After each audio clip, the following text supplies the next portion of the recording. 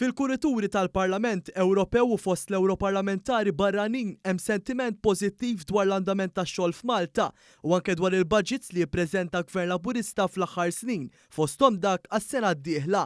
Dan jiex dokument li tal il dan l-istazzjon Mark Engel, membru tal-Parlament Ewropew, ex-membru fil-Kamra tad-Deputati tal-Lussemburgu u membru fil-Kumitat Ewropew għax-xogħol u għannota l-miżuri soċjali li ġew imħabbra fosthom żieda fil-pensjonijiet u l-estensjoni taċ-childcare b'xejn.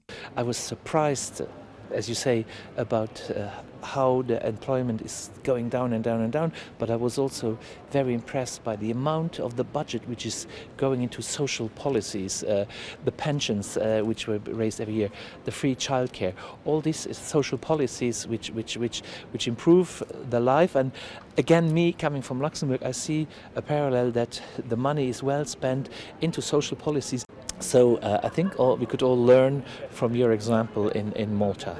Mark Engel huwa wkoll attivist b'saħħtu fejn jidħlu id-drittijiet għal persuni LGBTIQ+ għal kull fejn imur dejjem juża lil Malta bħala eżempju ta' mudell għal pajjiżi oħra f'dan il-qasam. I often use Malta as an example when I'm in other countries being an activist. Then they say me, yes, we are very Catholic, or we are here and there, and then I say, look, Malta, what they did, and it's all about political will and it's political power and it's politicians who can change these things, and often society is already there. So Malta is a wonderful example how also the government did it together with the civil society. So you are the champions now in Europe on the LGBTI rights.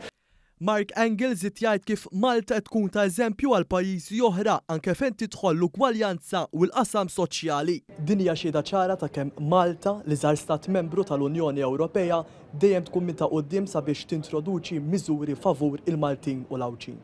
Malta għal darb'oħra mudell ideali għal pajjiżi l-oħra. Stefan Bajada minn Strasburgu insellmilkom.